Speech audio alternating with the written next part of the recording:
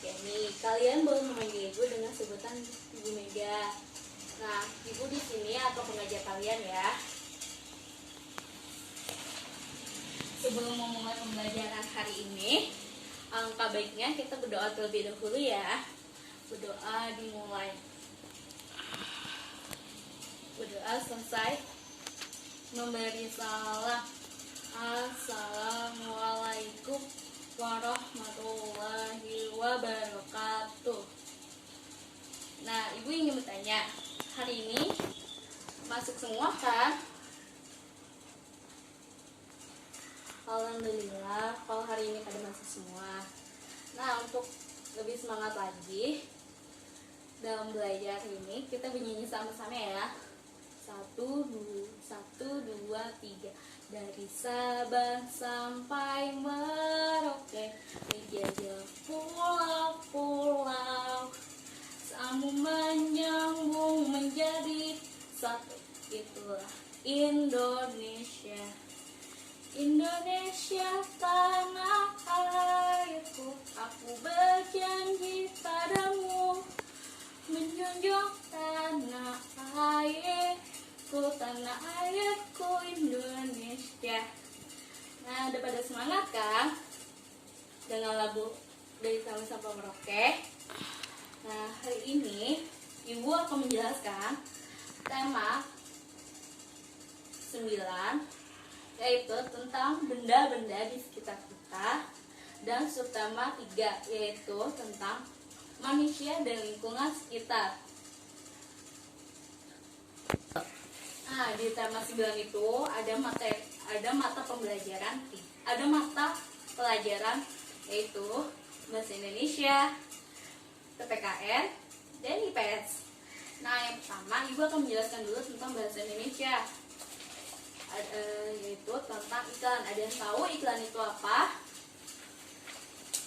Jadi, iklan itu adalah pesan tentang barang atau jasa atau produk yang disampaikan kepada masyarakat melalui media cetak, audio, maupun elektronik. Nah, tujuan dari iklan tersebut adalah agar masyarakat tertarik untuk membeli atau menggunakan produk atau jasa tersebut. Nah, contohnya ini adalah iklan tentang Pepsodent. Iklan Pepsodent sendiri, kenapa di sini ada bonus sikat gigi? Karena para pembuat produk ini untuk menarik perhatian masyarakat itu membonuskan bonus sikat gigi ini supaya masyarakat itu tertarik untuk membeli produk Ciptaden ini. Nah,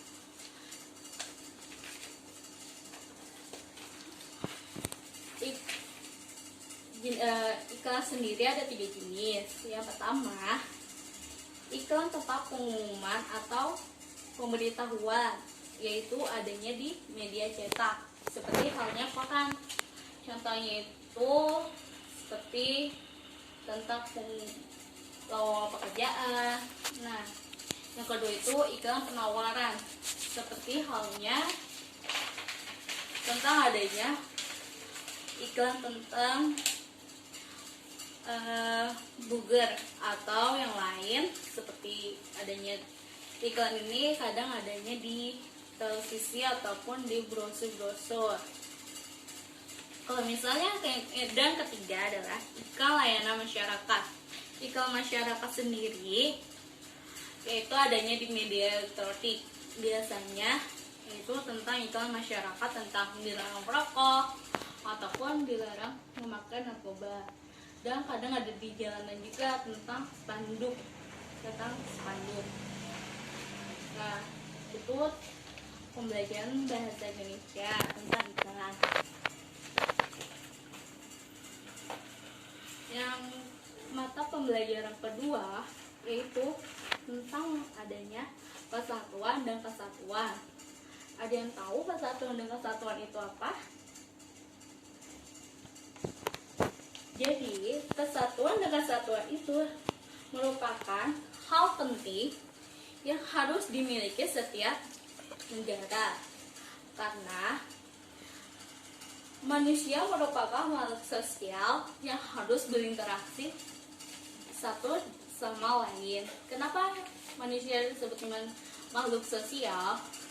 Karena tidak mungkin manusia berdiri dengan sendirinya, tidak membutuhkan bantuan orang lain.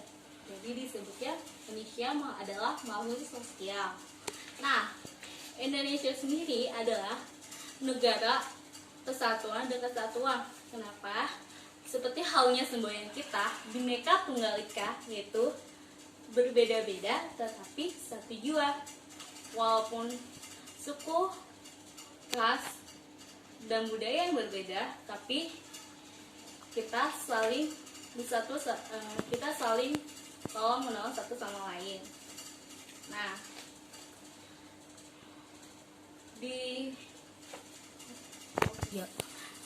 Ibu mempunyai contoh, yaitu tentang buku pintar Persatuan dan Kesatuan.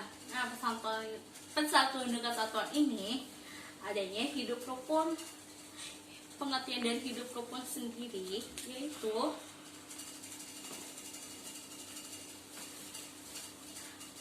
yaitu saling menghormati dan saling menyayangi antara satu sama lain dengan makhluk hidup. Hidup rukun sendiri ada 3, yaitu hidup rukun di sekolah, di rumah, ataupun masyarakat. Nah, manfaat dari hidup rukun itu pertama ada menghasilkan komunikasi yang baik, yang kedua menghindari perselisihan, yang ketiga adanya kehidupan lebih harmonis, yang keempat saling menolong. Nah, dari nilai hidup rukun yang pertama adanya kebersamaan, persatuan dan kesatuan, kekuatan, dan saling toleransi yang tinggi. Nah, contohnya lagi, contoh dari hidup rukun di rumah yaitu adanya ibu, bapak, anak, itu adanya di meja makan, saling berbagi makanan. Kalau yang di gambar kedua itu adanya ibu, ayah sedang berkomunikasi, dan adik dan kakak lagi bermain bersama. Nah, hidup rukun di sekolah, gambar yang di pertama yaitu saling membantu teman jika lagi kesusahan. Yang kedua, gambar tentang bermain bersama-sama. Dan yang ketiga, saling membantu dalam mengerjakan kebersihan sekolah. Dan yang ketiga yaitu adanya di lingkungan masyarakat. Gambar pertama dan kedua yaitu adanya gotong royong. Gotong royong sendiri adalah identik dengan masyarakat Indonesia, tetapi masyarakat sekarang tidak melakukan kegiatan gotong royong karena udah terlalu banyak masyarakat yang memakai gadget untuk lebih malas, membuat masyarakat Indonesia menjadi malas. Yang ketiga, jika teman kalian sedang jatuh, harusnya membantu, bukan untuk diketawain. Dan yang ketiga, yang keempat, di sini ada gambar anak-anak. Di sini ada berbagai suku walaupun berbeda, tetapi mereka saling bermain bersama. Nah, yang kelima ini ada gambar antara agama Hindu dan Islam, itu saling menolong, saling membantu dalam membersihkan atau membantu dalam hal kegiatan agama masing-masing. Nah, yang kelima ini antara suku saling berinteraksi satu sama lain. Yang telah ibu jelaskan tadi, manusia adalah makhluk sosial. Jadi manusia itu tidak hanya manusia sendiri, tetapi membutuhkan orang lain. Nah, di Indonesia sendiri memiliki 6 agama yang telah diakui oleh pemerintah. Yang pertama ada Konghucu, Kristen. Yang ketiga ada Buddha. Keempat Islam. Kelima Hindu. Dan keenam yaitu Kristen Katolik. Nah, itu adalah hidup rukun di Persatuan dan Kesatuan Indonesia. Iya. Nah, yang terakhir yaitu di mata pembelajaran IPS, ibu akan menjelaskan tentang kegiatan ekonomi. Ada yang tahu kegiatan ekonomi itu apa?